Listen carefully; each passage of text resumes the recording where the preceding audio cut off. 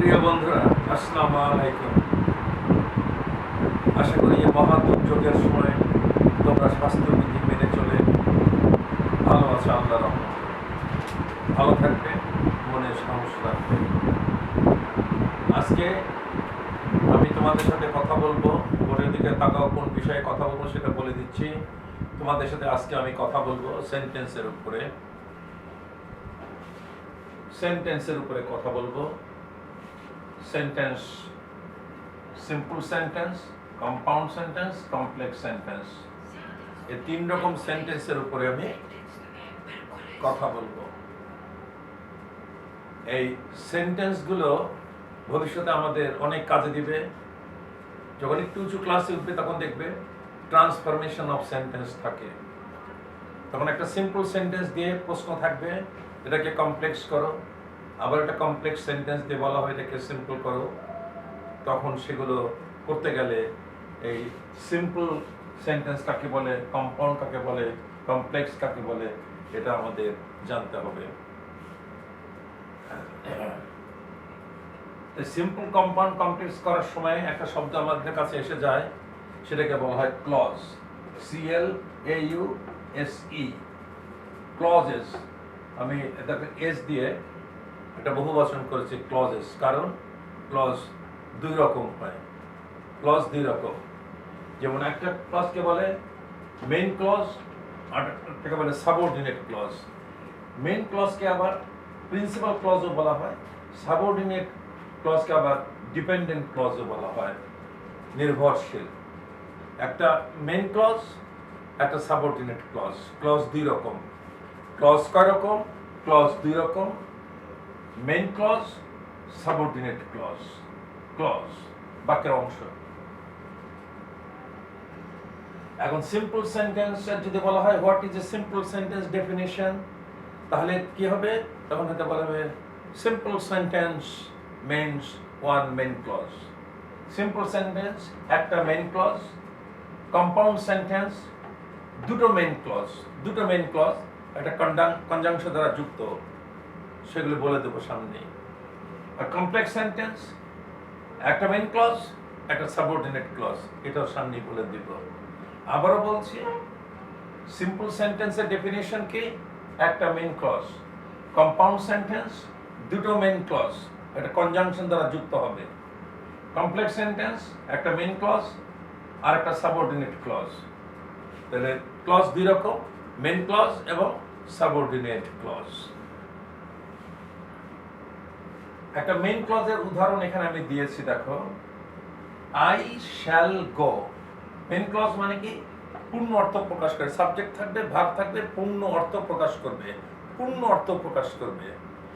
আমি যদি বলি যদি তুমি আসো, যদি তুমি আসো, এরকম একটা কথা বলি, তার কিন্তু পরিপূর্ণ অর্থ প্রকাশ হলো না, কিছু একটা বাকি থাকলো। আমি যদি বলি যেহেতু আমি অসুস্থ ছিলাম, এখানে সাবজেক্ট আছে, ভার্ব আছে, কিন্তু অর্থ পরিষ্কার হলো না, এটা সাবঅর্ডিনেট ক্লজ বলে। মেইন ক্লজ হচ্ছে পূর্ণ অর্থ প্রকাশ করবে। একটা উদাহরণ দিলাম, আই শ্যাল গো। এরকম অনেক উদাহরণ দেওয়া যায়। আমি খুব ভেরি সিম্পল উদাহরণ দিচ্ছি ইচ্ছা করে আর কি, কারণ তোমরা যেটা আমি বারবার বলি, আমরা এটা বলার পরেই তোমরা তোমাদের গ্রামার বই একটু দেখবে, সেখানে পড়বে, নতুন নতুন জিনিস আরও দেখতে পারবে। তখন তোমরাই আমাকে আরো ভালো করে বুঝাতে পারবে, নতুন কিছু শেখাতে পারবে। তোমরা নিজেরা একটু দেখবে, স্বাবলম্বী হতে চেষ্টা করবে। এটা আমার একটা অনুরোধ থাকলো, উপদেশ থাকলো, তোমাদের ভালো হবে, মঙ্গল হবে ইনশাআল্লাহ। The main clause I shall go. একটা সাবঅর্ডিনেট ক্লজ উদাহরণ দেই, যেমন একটু আগে বললাম if you come. If you come, যদি তুমি আসো। যদি তুমি আসো, এটাকে অর্থ প্রকাশ করে পুরোটা, মনে তারপর কিছু একটা কথা থেকে গেল, কিছু একটা কথা থেকে গেল, অর্থ প্রকাশ করলো না, ওটাকে কি বলা হয়? Subordinate clause. মেইন ক্লজ পূর্ণ অর্থ প্রকাশ করে, সাবঅর্ডিনেট ক্লজ পূর্ণ অর্থ প্রকাশ করে না। এখন দেখো, আমি এই দুটো বাক্যকে কি করি, যে আই শ্যাল গো একটা, আর একটা হলো if you come. I shall go, এটাকে মনে করো আমি এখন ফুল স্টপটা মুছে ফেললাম, দিয়ে I shall go if you come. এইদিকে আর তাকিও না, এখন এইদিকে দেখো। I shall go if you come, আমি যাব যদি তুমি আসো। এটা একটা sentence, it is a sentence, এই পুরোটা একটা সেন্টেন্স।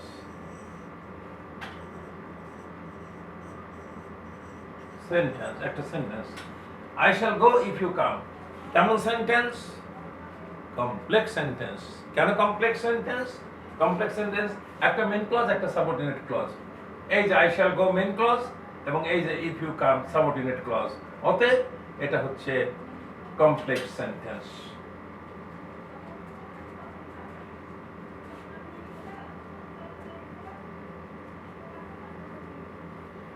আমরা আরো দুই একটা উদাহরণ দেই। আমরা মেইন ক্লজ সাবঅর্ডিনেট ক্লজটা মুছে ফেললাম, এখানে এই জায়গাটা মুছে ফেললাম।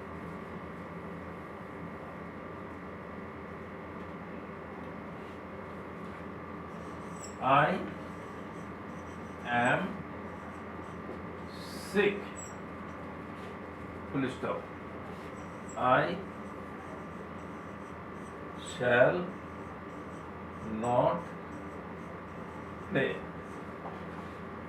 I am sick, I shall not play. এখানে দেখো দুইটা সেন্টেন্স আছে, দুটো সেন্টেন্স ইন্ডিপেন্ডেন্ট, দুইটা সেন্টেন্স আছে। একটা হচ্ছে I am sick, আমি অসুস্থ, পরিপূর্ণ অর্থ। I shall not play, আমি খেলবো না। এখন এই দুইটা সিম্পল সেন্টেন্সকে আমি যদি বলি, তোমরা এই দুইটা সিম্পল সেন্টেন্সকে একটা কম্পাউন্ডে নিয়ে আসো, তখন কি করবে? আমি বলেছিলাম একটা কনজাংশন দ্বারা যুক্ত করতে হবে। একটা কনজাংশন দ্বারা যুক্ত করে দিই, এই জায়গাটাতে মনে করো দিয়ে দেই I am sick,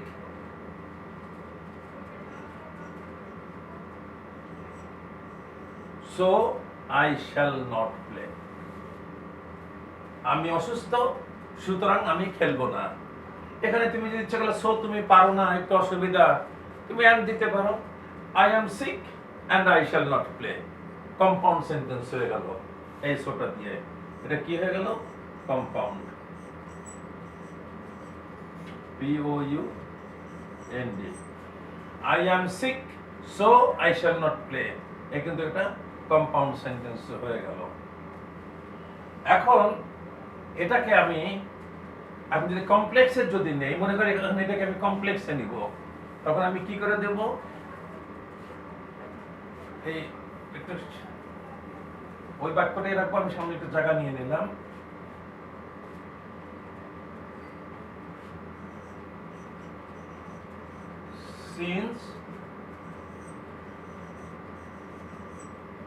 since I am sick, একটা কমা, since মানে যেহেতু,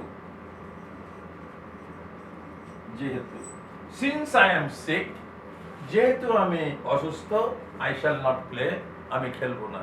এখন এখানে কয়টা ক্লজ থাকলো? দুইটা ক্লজ, একটা মেইন ক্লজ, একটা সাবঅর্ডিনেট ক্লজ। মেইন ক্লজ কোনটা? I shall not play, এটা হলো মেইন ক্লজ, MC দিয়ে দিলাম।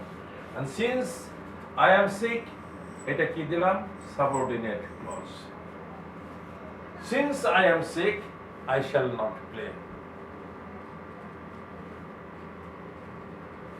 এখন আমি যদি বলি এটাকে, এখন আমি আবার সিম্পল সেন্টেন্সে আনবো।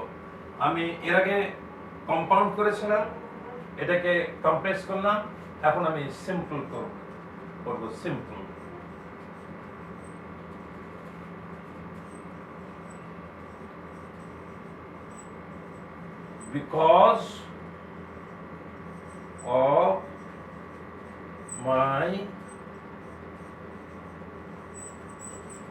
because of my illness, I shall not play. Because of my illness, I shall not play. এটা সিম্পল সেন্টেন্স হয়ে গেল। কিভাবে? দেখো এখানে একটা মেইন ক্লজ আছে, ভার্ব একটা আছে, প্লে, আর কোনো ভার্ব নেই এখানে। তো এইভাবে আমি তো খুব তাড়াতাড়ি অল্প সময়ের মধ্যে বলে ফেললাম, কিন্তু এটা অনেক বিস্তৃত আলোচনা আছে, অনেক বড় আলোচনা আছে। আমি বারবার একটা কথা তোমাদেরকে আমি বলি সবসময় জানাই, সেটা হচ্ছে এই যে আমার চেষ্টাটা হচ্ছে এখন এই দুর্যোগের সময় যাতে করে ঘরে বসে কিছু একটু দেওয়া যায়, একটু দেখো, যদি ভালো না লাগে ক্লোজ ইউর আইস, দেখো না, দরকার নেই, টু ফরগেট ইট। যদি একটু ভালো লাগে তাহলে তোমরা দেখো। এবং বারবার আমি একটা কথা বলি, সেটা হচ্ছে ওই গ্রামার বইয়ের মধ্যে চলে যাও, সিম্পল কম্পাউন্ড কমপ্লেক্স সেন্টেন্সের চ্যাপ্টারে চলে যাও, ক্লজের চ্যাপ্টারে চলে যাও, তখন গিয়ে দেখো এগুলির সাথে কিছু কিছু মিলে কিনা। তখন যদি তুমি পড়ো তাহলে দেখবে একটু একটু করে তুমি বুঝতে পারবে। সেই বোঝাটাই হচ্ছে আসল বোঝা, সেটাই হচ্ছে আমার চেষ্টা। শিক্ষকরা এইভাবেই পথ দেখায় ছাত্রদেরকে। আমি আশা করি তোমরা সেইভাবেই চলবে। তা আজকে আমরা যদি এর সামারি যদি করি, যে আজকে আমরা কি করলাম, আজকে আমরা সিম্পল কম্পাউন্ড কমপ্লেক্স সেন্টেন্সের উপর আমরা কথা বললাম। সিম্পল সেন্টেন্স কাকে বলে? সিম্পল সেন্টেন্স বলার আগে আমরা ক্লজ নিয়ে কথা বলেছিলাম। ক্লজ দুই রকম, main clause, subordinate clause. Main ক্লজকে কেউ কেউ আবার প্রিন্সিপাল ক্লজও বলে, সাবঅর্ডিনেট ক্লজকে কেউ কেউ আবার ডিপেন্ডেন্ট ক্লজও বলে। সিম্পল সেন্টেন্স কাকে বলে? সিম্পল সেন্টেন্স হলো একটা মেইন ক্লজ, মানে ভার্ব একটা main clause. Rahim goes to school, simple sentence. Compound sentence দুটো মেইন ক্লজ, একটা কনজাংশন দ্বারা যুক্ত, এন্ড, বাট, ফর, এগুলো দেওয়া। ওই যে গ্রামার বইয়ের মধ্যে যখন যাবে ওই শব্দগুলো পারবে, দেখবে তোমরা কি কি শব্দ দিয়ে কম্পাউন্ড করা হয়। যখন নিজে ওইগুলো খুঁজে খুঁজে বের করতে পারবে, সেটাই তোমার মনের মধ্যে গেঁথে যাবে, থেকে যাবে। কমপ্লেক্স সেন্টেন্সের ডেফিনেশন কি? একটা মেইন ক্লজ, একটা সাবঅর্ডিনেট ক্লজ। একটা মেইন ক্লজ, একটা সাবঅর্ডিনেট। যেমন since he is an honest man, যেহেতু তিনি একজন সৎ ব্যক্তি, I respect him। একটা সাবঅর্ডিনেট ক্লজ আছে, একটা মেইন ক্লজ আছে। এই আমরা ক্লজ দেখলাম, আমরা সিম্পল সেন্টেন্স দেখলাম, কম্পাউন্ড সেন্টেন্স দেখলাম, কমপ্লেক্স সেন্টেন্স দেখলাম। আমরা চেষ্টা করেছি তিনটা সেন্টেন্স লিখে দিয়ে এক সেন্টেন্সকে কিভাবে সিম্পল করে, কিভাবে কম্পাউন্ড করে, কিভাবে কমপ্লেক্স করে। তো কমপ্লেক্স করার সময় তোমরা দেখবে সাধারণত কোন কোন ওয়ার্ড দিয়ে কমপ্লেক্স করা হয়। ইফ, সিন্স, এগুলো দিয়ে, হোয়েন, ডাব্লিউএইচ ওয়ার্ড দিয়ে, কোশ্চেন না, ডাব্লিউএইচ ওয়ার্ড দিয়ে তোমার কমপ্লেক্স সেন্টেন্স করা হয়। কনজাংশন এন্ড, বাট, ফর, এগুলো দিয়ে সিম্পল কম্পাউন্ড সেন্টেন্স করতে হয়। আর সিম্পল সেন্টেন্স একটা মেইন ক্লজ থাকে। এই হচ্ছে আজকে আমাদের এই সেন্টেন্সের উপরে কাজ। নেক্সট ক্লাসে ইনশাল্লাহ আমি তোমাদের করাবো সেন্টেন্স, ওই assertive, interrogative, imperative, optative, exclamatory. এই সমস্ত কাজ যখন আমার হয়ে যাবে, তখন দেখবে আমাদের ন্যারেশন করতে, ভয়েস করতে অনেক সুবিধা হবে। ওই ন্যারেশন ভয়েসের দিকেই আমি এগিয়ে যাচ্ছি। তার জন্য আমার এগুলো হচ্ছে প্রিপারেটরি ওয়ার্ক। এগুলি হচ্ছে আমি তৈরি করে নিচ্ছি, পাশে আগে সংগ্রহ করে নিচ্ছি, রান্না শুরু করার আগে এগুলো জোগাড় করে নিচ্ছি, তারপরে ইনশাল্লাহ আমরা রান্না শুরু করবো আর কি। তোমরা ভালো থাকবে, তোমরা সুস্থ থাকবে। করোনা ভাইরাস মারাত্মক রূপ নিচ্ছে ধীরে ধীরে। মহান আল্লাহ তাআলার কাছে আমরা দোয়া করি, আল্লাহ আমাদেরকে সাহায্য করুন, আমাদের গুনাহ মাফ করুক আল্লাহ। আমরা গুনাহগার, আমরা গুনাহ করেছি, আল্লাহ তুমি আমাদের গুনাহ মাফ করো। সামনে পবিত্র রমজান মাস, মাহে রমজান, তোমাদের সকলের জন্য থাকলো রমজানুল মুবারক। ভালো থাকবে, সুস্থ থাকবে, মনে সাহস রাখবে, আনন্দ থাকবে, সবসময় আনন্দে হাসবে। হাসলে শরীর ভালো থাকে, মন ভালো থাকে। ভালো থেকো, আমার জন্য দোয়া করো, আমিও তোমাদের জন্য দোয়া করি। তোমরা সুস্থ থাকো। See you in the next class. Take care, by.